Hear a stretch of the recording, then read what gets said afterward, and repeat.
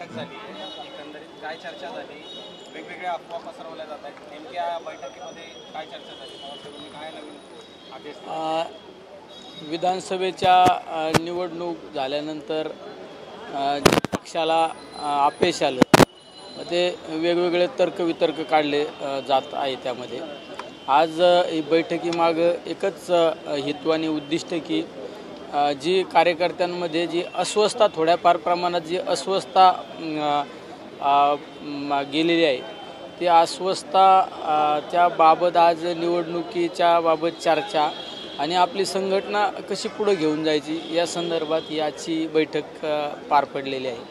तर नवीन बांधणी, नवीन दमाने परत येणाऱ्या संकटाला तोंड द्यायचं, समाजातील अनेक प्रलंबित प्रश्न सोडवण्यासाठी आपण समाजाला पुढे घेऊन जाण्यासाठी ही बैठक आज पार पडलेली आहे. नवीन काही येत्या 15 दिवसामध्ये संघटनात्मक बदल होणार किंवा जबाबदारीमध्ये खांदेपालट होण्याचे संकेत देण्यात आलेले आहे? नाही, असे कुठले संकेत दिले गेलेले नाहीत. पण सगळ्यांना नव्या जुन्यांचा मेळ घालून, विशेष करून तरुणांना बरोबर घेऊन या पक्षाचे विचार प्रत्येक घराघरापर्यंत पोचवण्याच्या संदर्भात आज आदरणीय पवारसाहेब, प्रदेशाध्यक्ष जयंत पाटील साहेबांनी मार्गदर्शन केलेलं आहे.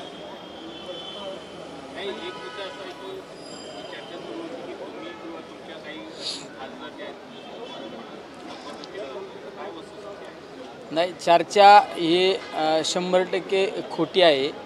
मी असू किंवा माझ्याबरोबरच्या कुठल्याच खासदाराबरोबर अशी कुठली चर्चा झालेली नाही.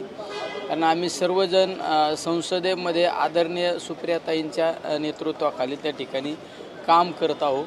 त्यामुळे आमच्यात एक वाक्यता असते. आमच्या कुठल्याही खासदाराशी जर एखाद्या नेत्याशी जर चर्चा झाली असती तर आम्ही एकमेकाला ती शेअर केली असती. त्यानंतर आम्ही ताईंच्या समोर मांडत असतो.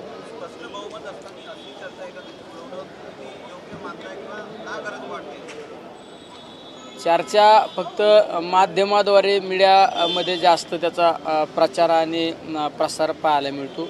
पण अधिकृतरित्या कुठल्याही आमच्या खासदारांपर्यंत अशी कुठली चर्चा नाही. मला तर असं कधी वाटतं की बीडचं जे देशमुखांचं जे प्रकरण आहे, ते प्रकरण ची चर्चा डायव्हर्ट करण्यासाठी सुद्धा ही चर्चा असू शकते. संग्राम जगताप असं म्हणतात की अनेक शरद पवारांचे खासदार आहेत, ते आम्हाला वारंवार फोन करतायत.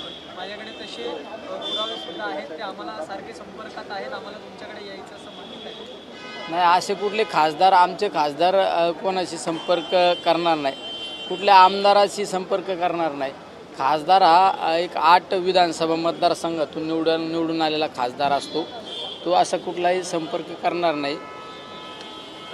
येत्या काळामध्ये आपण महाविकास आघाडी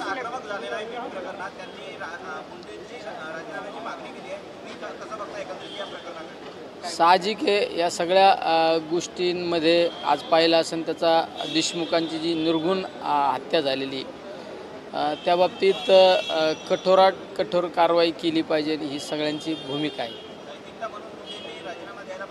साहजिक आहे, जर मुंडेंचा तो एकदम जीवाभावाचा कार्यकर्ता आहे, त्याची नैतिकता म्हणून मुंडेंनी ती गोष्ट केली पाहिजे. येत्या महानगरपालिकेच्या निवडणुकीच्या संदर्भामध्ये सुद्धा काही चर्चा झाली आहे का? आपण महाविकास आघाडीमध्येच राहू आणि लढू असे काही संकेत पवारसाहेबांनी दिलेले आहेत. साहजिक आहे, महाविकास आघाडीच्या माध्यमातूनच येणाऱ्या जिल्हा परिषद, पंचायत